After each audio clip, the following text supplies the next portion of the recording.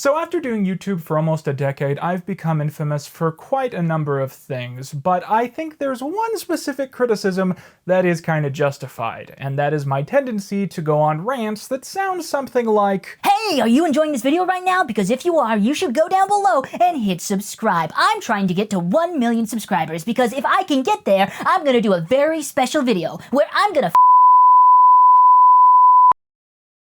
It's a gimmick, and a gimmick that has worked when I needed it to, but because of this, I have racked up a lot of videos that I've promised that I have then never made.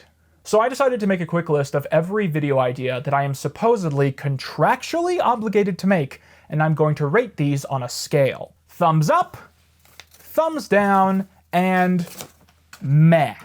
And the purpose here is to judge how enthusiastic I still am in actually making these videos. So starting us off, we have a Patreon stretch goal from years ago, the Garfield Eats review, where I travel to Canada and eat all of the food on the Garfield Eats menu.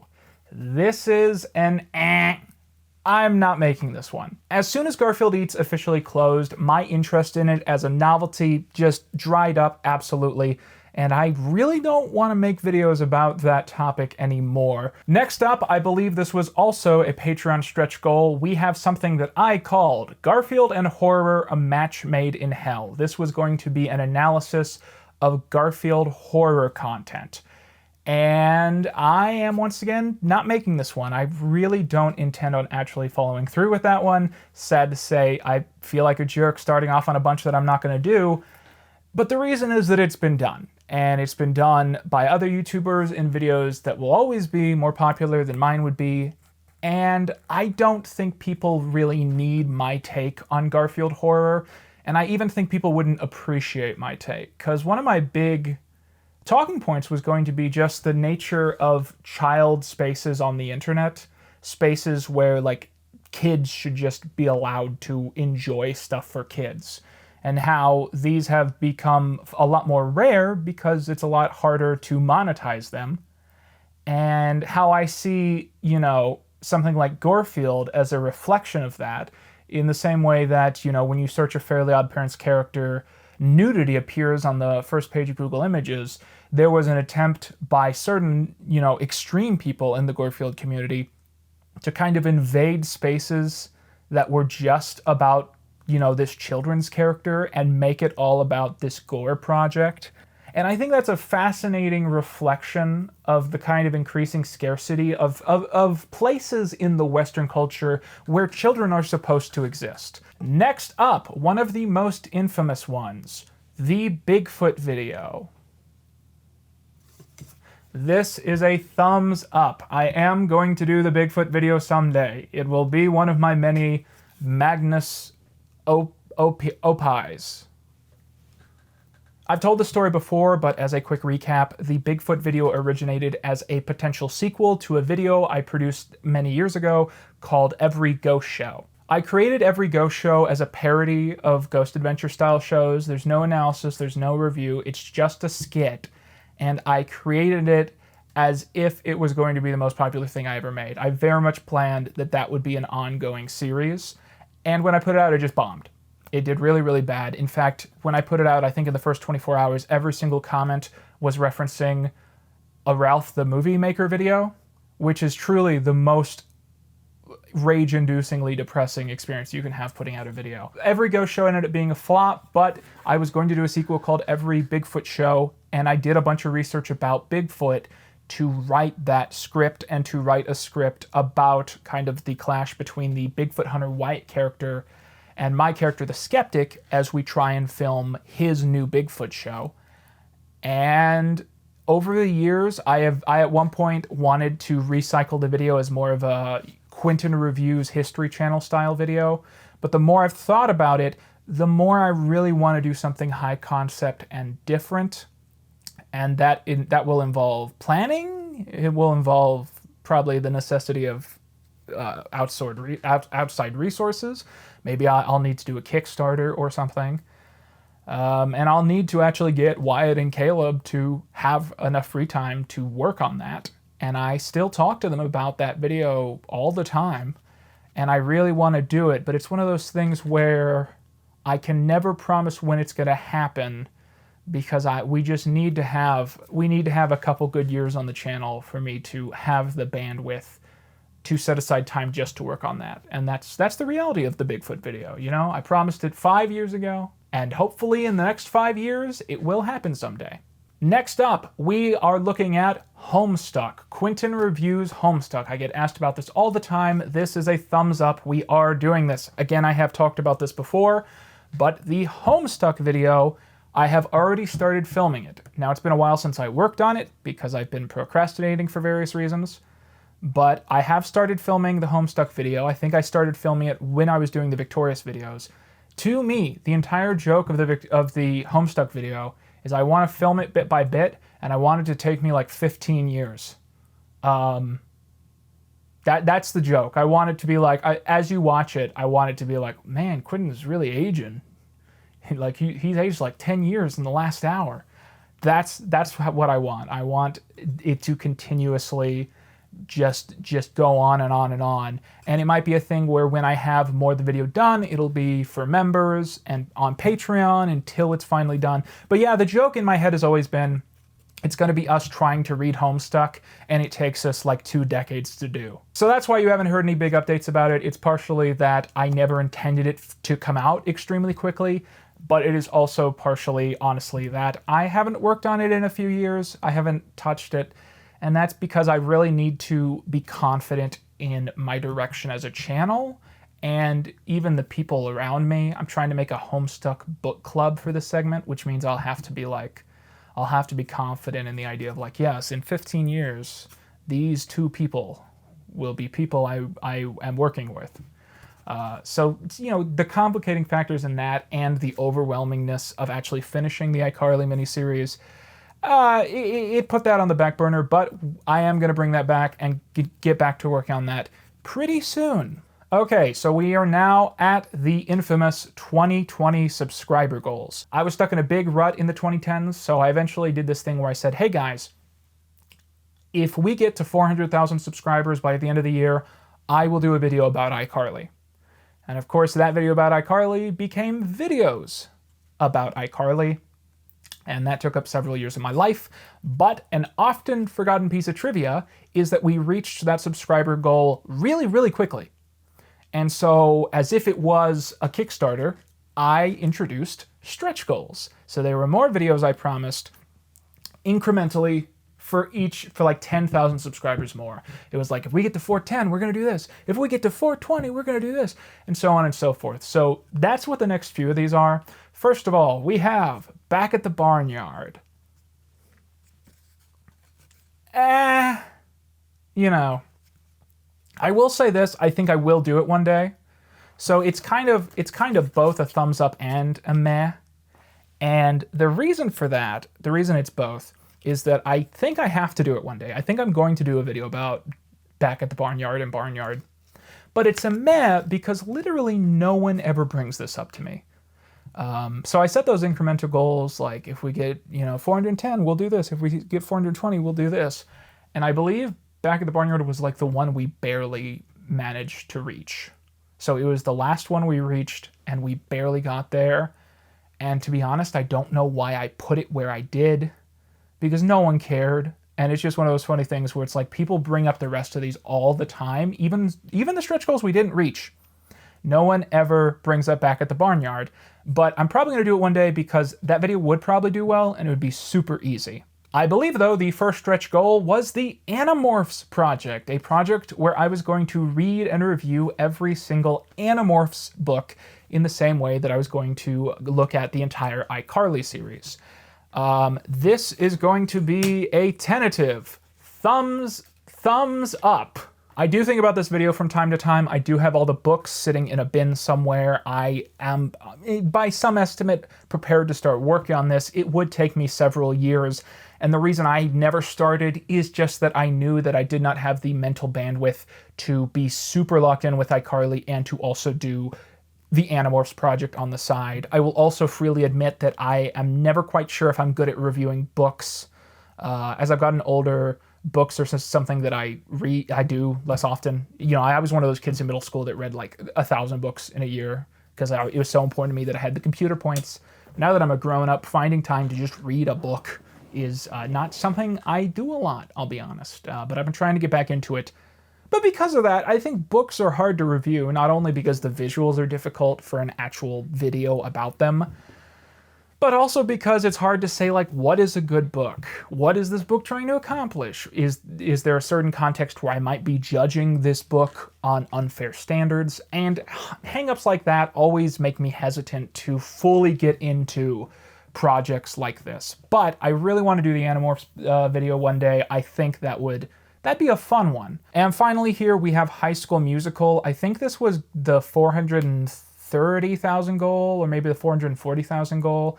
And we did not reach that. We did not reach that by the end of the year, but because I had mentioned it and pitched it so heavily in the stretch goal segment, a lot of people are under the impression that I am obligated to do the High School Musical video just because they remember me talking about it. But we didn't reach that stretch goal, so that's going to be a no. Oh wait, that's gonna be a no. Now on that note, I might do a High School Musical video if people really want it. It just seems like it's been done to death. In my head, there's just 1,000 other funnier, twinkier YouTubers that have done the classic high school movie review video, and I don't understand what I would bring to the table with that. Next up, and this is a weird one, the Watchmen 2019 video. This was not a promise by any stretch goal. It was just something I said in a video. I said, hey, if you guys tell me you want to see a video about Watchmen 2019, I'll make it. No, I'm not going to do that. That TV show just didn't have the cultural legacy that I think it was supposed to, and it's one of those things where if I make a video about that show, I suspect that I'm going to piss everybody off. It's very obvious looking at it that I agree politically with the show, so I'm already going to piss off a bunch of people who hate the show for that reason, but I also kind of suspect I just won't like it, which means that there's another sect of people I would piss off, and I would be doing that all for a TV show that people don't care about, and a topic that probably wouldn't do that well on the main channel. So I have absolutely no interest in ever watching or reviewing Watchmen 2019. Next up, we have the McDonald's video. This was kind of a spiritual Patreon stretch goal. I introduced this in 2021, and I said, hey guys, if you all support me on Patreon, I'm going to make this McDonald's road trip video. And that video is a thumbs up. Not only am I going to make that video, I have been secretly filming that video for 3 years. Yeah, I have filmed, I think, like 57 unique McDonald's so far. And the next big hard step is actually turning literally several hard drives worth of raw footage into a documentary that's watchable. I suspect this one's going to be like 5 hours, might be longer, might be shorter, but I've struggled with actually writing it because I talked about this in another video, but anytime I've done content that could be branded as tourist analysis, that tends to not do well. So as an example, the Disneyland Ladders video, my satire of Disney park YouTubers, that bombed more than anything's bombed in recent memory. And then my Garfield documentary where I go to Indiana, I had to rebrand that because originally it was called My Garfield Vacation. It bombed, and then I eventually changed it to How I Changed the History of Garfield.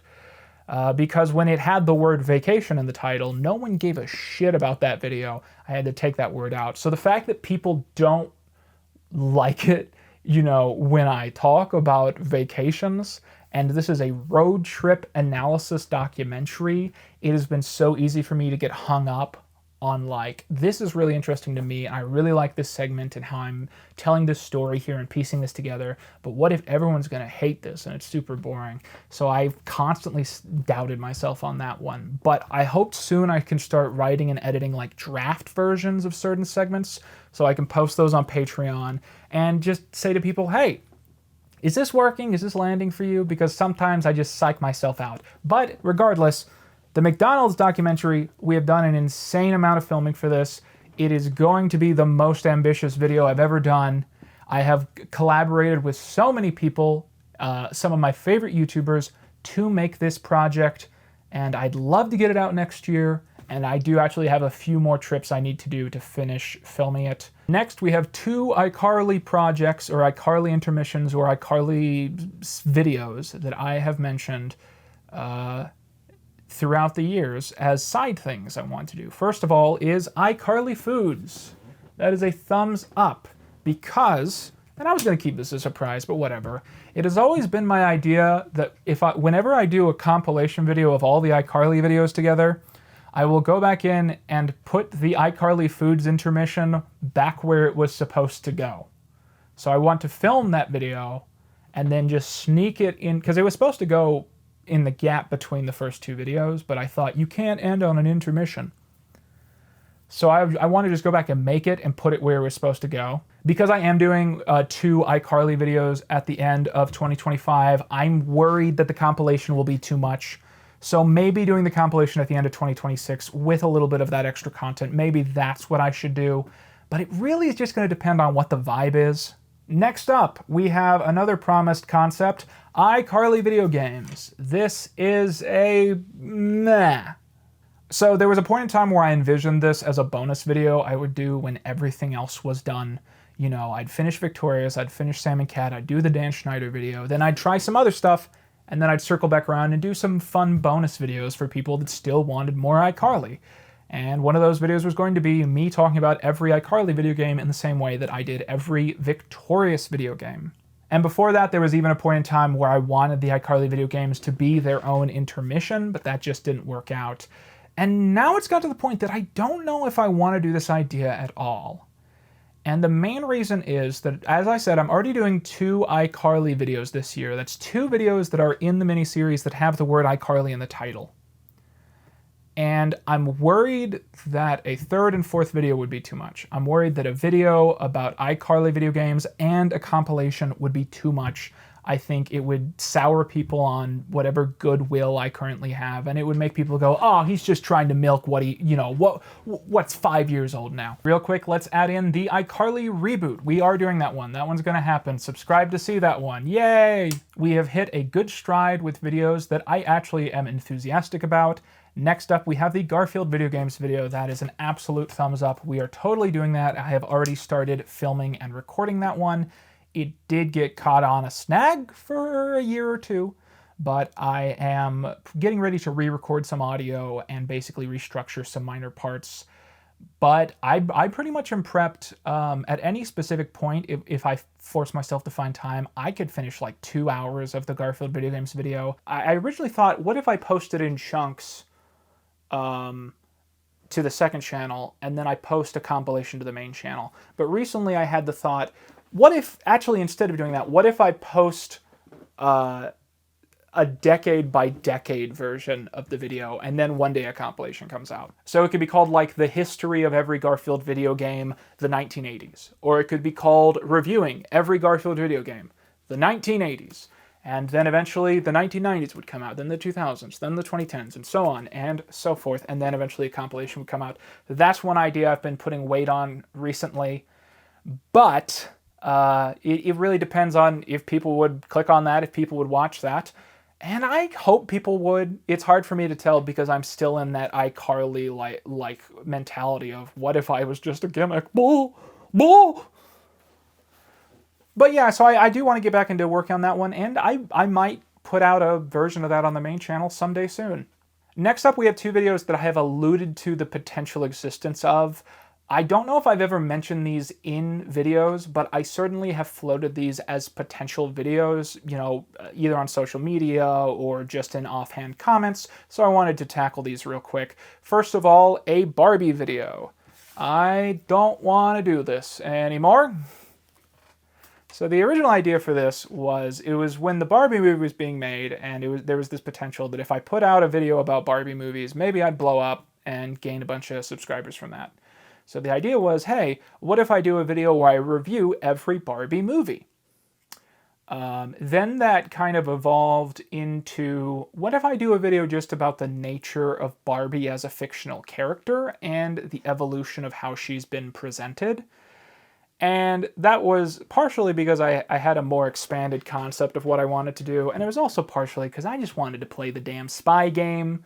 I had that when I was a kid. It would always crash on the first level, but I'd run around as Spy Barbie, and that was my favorite Barbie thing, so I wanted to work that in. The reason I didn't do this ultimately is that I saw the Barbie movie, and two things happened. First of all, I thought the movie was brilliant. Second of all, I thought the movie was okay. And that's a contradicting thing. But what I'm trying to say is the movie made me think a lot about the patriarchy and men and women and my role in the patriarchy and blah, blah, blah, blah, blah, blah, blah. But I also thought it was kind of a poorly paced movie, and they could have done another few drafts of it, and I didn't really care about Barbie Land as much as they wanted me to care about Barbie Land. It was funny, but I thought it was kind of poorly paced. And the response to that movie was so positive from people whose opinions I care about that I just suddenly didn't feel like energized to talk about the movie, because if I didn't think it was the best movie of all time, it was almost like the novelty of me doing a Barbie video ran out. But there's something funny about what excited me about doing this versus what people expected. One of the things I really love looking for when I'm hunting for a new topic is franchises or pieces of media that have pre-lore, that is, lore that existed before the mainstream accepted lore that was finalized. The easiest example of this is that Fred the YouTube series originally had a completely different plot, lore, and internal continuity from the more famous Fred movies. The Transformers franchise originated as two toy lines in Japan called Microchange and Diaclone, and those kind of had their own internal plot going on that had nothing to do with the Transformers. The early episodes of Filthy Frank feature him in high school complaining about being bullied by other kids and stuff like that, which is something that is completely ignored when you get to the lore-heavy end of the series, where he's like this weird creation of the post-war Japan propaganda something or other. I read that book. That book was stupid. And then as another example of something I haven't done a video about, Charlie Brown. The Charlie Brown franchise, many of the characters, their official backstories have nothing to do with the actual history of their appearances in the book. For instance, Lucy started off as a baby. Canonically, that has nothing to do with her final character.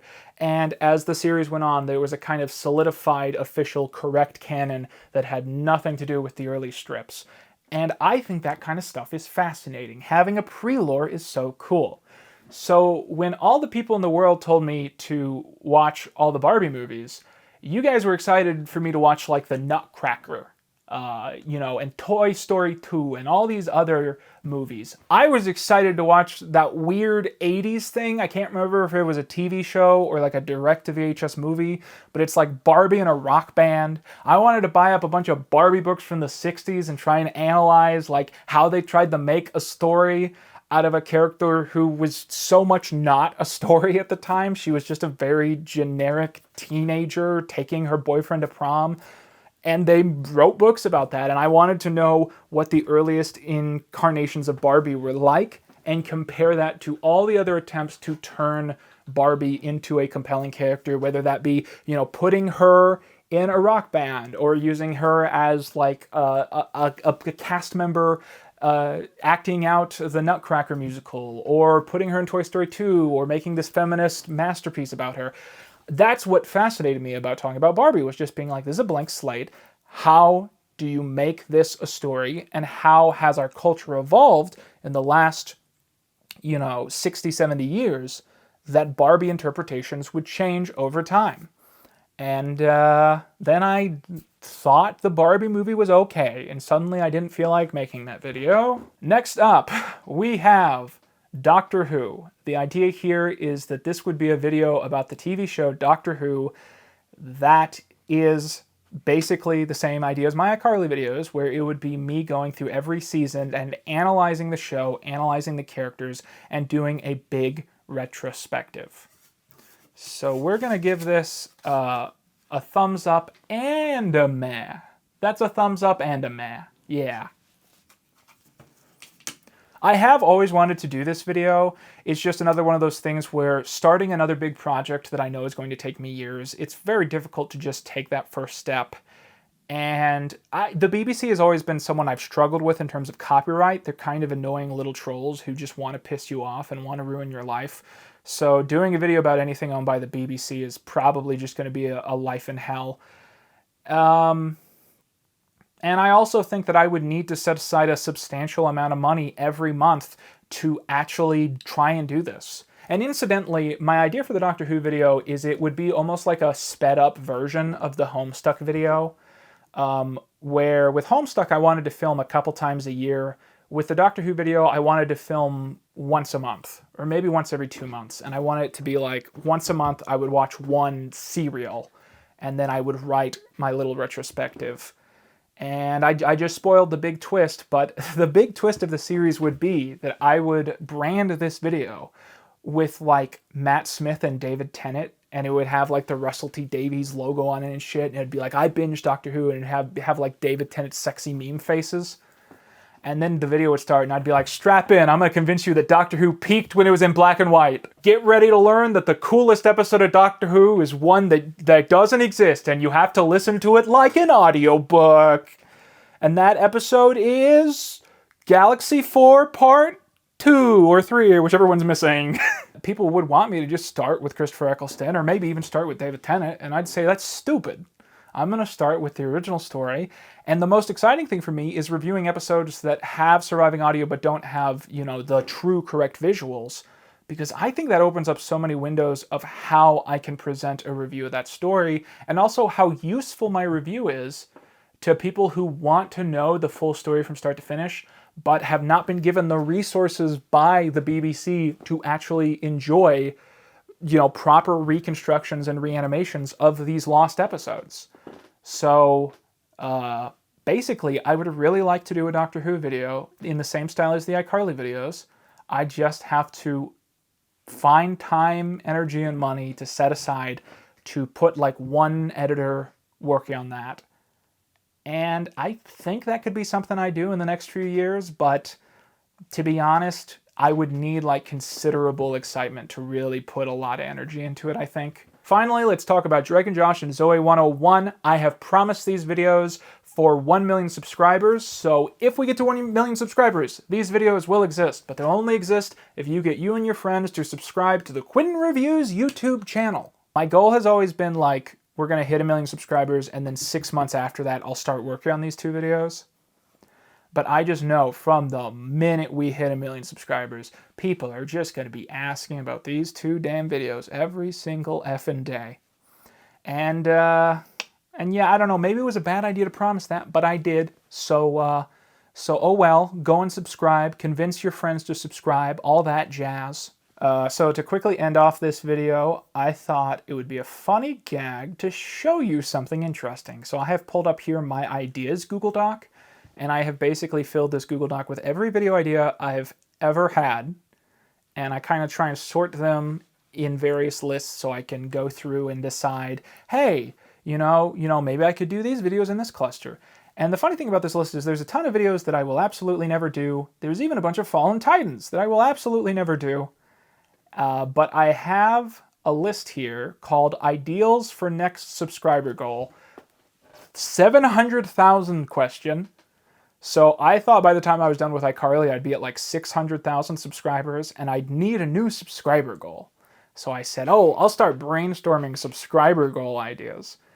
And so we have a bunch of subscriber goals here, and hopefully I never end up doing another subscriber goal, because I think it's bad for my well-being to just promise videos that are going to take me 10 years to finish. But I think it would be funny to look at these bonus things, which I might do one day, but I thought about promising at one point, and now because I never did, I have no obligation to do these. But here we go. Number 1, Riverdale, ? Number 2, Twilight. Number 3, Barbie lore, we just talked about that. Number 4, Fast and the Furious franchise. That's a terrible one. That's awful. Number 5, Spy Kids breakdown. Number 6, Bionicle lore. So those were all things I thought about promising to try and beg you into getting me to 700,000 subscribers. So yeah, real quick going down these, Riverdale would be a funny idea. It's been done to death, and I'd have to make it concise, which means I'd have to watch an insane amount of bad television and then not even make a lot of content off of it. So it's hard to like pitch to myself. Twilight, it's been done. It would be fun. When I was in middle school, everyone told me I look like Robert Pattinson. Now everyone tells me I look like Shane Dawson. I'd do anything to go back. Barbie lore, we just spoke about. Fast and the Furious franchise, that's just shit. That's just a bad one. Spy Kids breakdown, probably not. At one point I had this like bread tube video essay idea that was going to be like trying to figure out if the Spy Kids have broken the Geneva Conventions. And if I could somehow figure out a way to do that, that'd be a really funny video, but otherwise I think Spy Kids is not that good. And Bionicle lore. I grew up loving Bionicles. I couldn't, but I realized recently the lore is all gobbledygook, and it's worse than that. It's all stolen. All the stuff that's interesting, they just stole from indigenous people. So I don't know how to break it down, because I'd watch those movies. I'd have no idea what was going on. I'd be like, yeah, the red guy got that. He got that mask. Now he's tall, I guess. But I couldn't tell you the Papa Newman 3 fresh pizzas at Little Caesars. I don't know. Like, the Bionicle lore is just words. That's the thing. And I can't imagine making an interesting video breaking down all the Bionicle lore, because it's just words. I can't make it interesting. I can't convince myself it's something I want to talk about, so I can't imagine trying to make it into a video. And yeah, so that's the situation on that one. That one's a... So yeah, those are just a couple videos that I have promised over the years, and some of them I'm really excited about doing someday. So if you guys want to see me do any of those concepts, talk about that in the comments section down below. I love reading these comments, and if you have enjoyed this video, go down and hit subscribe and hit that like button so I know that you want to see more videos like this. So after doing YouTube for almost a decade, I've become infamous for quite a number of things, but I think there's one specific criticism that is kind of justified, and that is my tendency to go on rants that sound something like, So, here's the thing. I fucking hate Trump.